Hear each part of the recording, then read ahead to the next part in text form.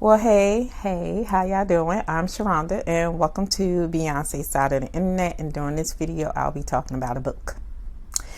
And that book is The Double Life by Shea Lynn. Okay, so as always, I'll have an image of the book somewhere on the side of me. Try to get it together. But, so let's get into this thing. Okay? So, this is a sapphic black book. I would put this in the genre of literary fiction.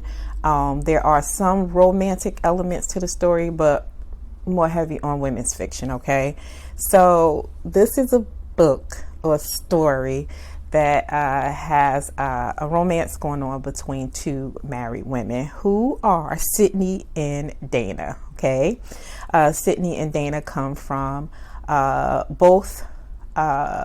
This book is heavy on church elements, religious. I won't say church, but yeah, church because they're black child, so I'll say church. Religious elements. Okay, so both Sydney and Dana come from very religious backgrounds. So in this story, we see where they are both going through the motions of how to deal with this love affair that they're having, because when we go right into the story, they are already sleeping together. And again, these are two married women, both with children. Dana one child, Sydney has two, honey.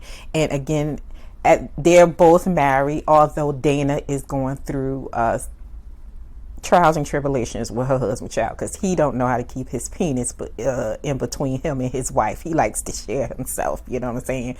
And Dana was not type of wife that was dealing with that, because as she grew up, she watched as her mama, who is first lady of the church, and her daddy, who is head pastor,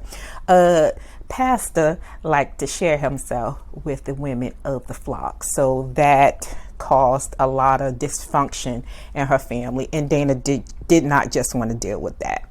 The story is also told from multiple POVs,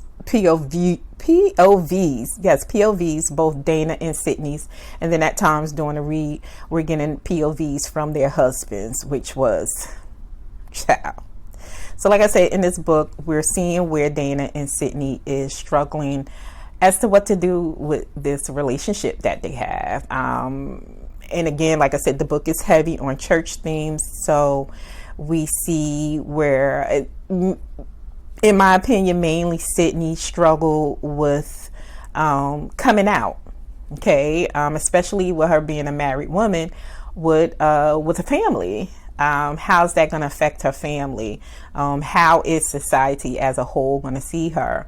If she leaves her husband and, into a relationship with another woman, you know what I mean? Which was weird to me, not weird to me, but it was strange to me, only to me, because Sydney was already, when she was in college, she was in a lesbian relationship with someone in college, but she still had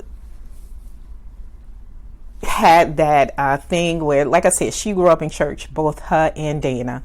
But with Sydney, it was to her, it was like, if you, if you were in a relationship, a same-sex relationship, you were going to hell, you were a sinner, you sinning and all this other stuff. So we see Sydney struggle a lot in this book. Also, we see both of their marriages go through trials and tribulations. And it was mainly, not mainly, but we saw with Dana where, because of the situation between her and Sydney, and they both couldn't decide on what they wanted to do, if they were to go forward with the relationship, even though they were in love with each other and wanted to be with each other, against society and both their religious backgrounds. Stop them from going into something full-fledged. And again, they were both married. But I think for me, with Dana, I think she was willing to just say whatever, because we see her at some point during the story when Sydney cuts it off. Dana, even though she sort of knew that husband really wasn't going to change. Like, he was trying, I give it to him, but he was still, Lord, temptation was high for that man. Okay. he just continuously dropped the bag. I was like, sir. And even when he tried, it was too late. And Dana was like, nah, my guy, like, nope, not dealing with that. Dana refused to put up with infidelity from her husband. She saw where her mother, the dysfunction that staying with a man that constantly cheats on you in the name of just being a strong woman, and I don't care what I don't care, but all I know is he gonna come home to me, and she the first woman in the church, and the mother took pride in being in that. So Dana saw that dysfunction that caused her family, so she ain't want no parts of that. And I was, yes, girl, okay. And it was just with Sydney, oh boy, and with Sydney's marriage, we saw where she just, because of her ever-growing feelings for Dana, and then with this, with just her having this thing in her head about being with another woman, we saw where she took her anger and her frustration and her stress out on her husband, who was honestly, the man was trying. He was really trying to understand what he could do to help his wife, because she was down bad inside this damn book. I was like, girl, go be with your girl and stop all of this.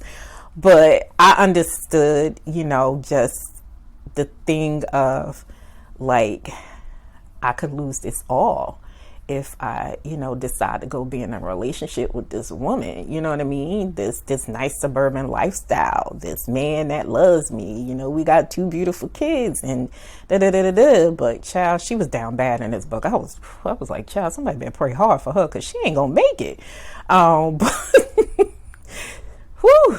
But it was crazy. We even see her go through therapy in the book as she tried to talk it out with the therapist. Her head started off.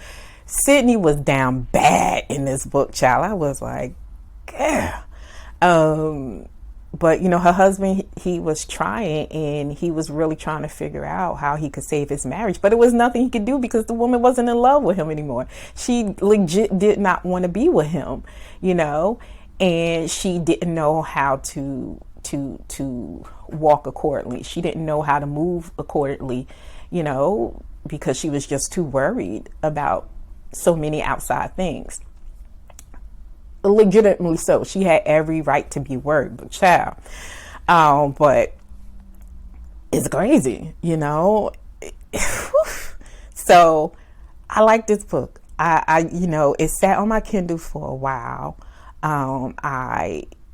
It's a long book too, and I know why I sat on my Kindle for a while, because it's close to 400 pages, and I'm a slow ass reader, so I'd be looking at page count like, ooh, might have to wait. But once I got into the story, and then getting both their perspectives, and then sometimes getting the husband's, the husband POVs in the book, it was a good balance. I thought it was a good balance. I thought the author did a good balance between giving us everyone's perspective and, going through their emotions and their feelings. That ending, when Sydney's husband found out, I was worried for my girl. I was worried. I was like, girl, he gonna get you.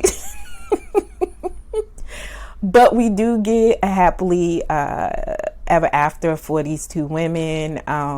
Even for the men in the story, I like the conversations that this author has inside of the story, especially with these women both growing up with a religious background, and then both of them still being in church as adults, being responsible adults with family and things like that. And I like the conversation she had about, how family would accept them, and it's just a really good book. So definitely I highly recommend, especially if you enjoy sapphic reads. Definitely check this book out. Like, just Sydney just like questioning her sexuality, especially with her already being in a relationship with a woman. It was crazy watching Sydney reading Sydney go through it. For me, I think Dana really didn't have any qualms about being in a relationship with Sydney. It's not that Dana didn't check out of her marriage. She just refused to be disrespected by her husband. And Dana was like, you know, it is what it is at this point. But yeah, totally good book. Check it out.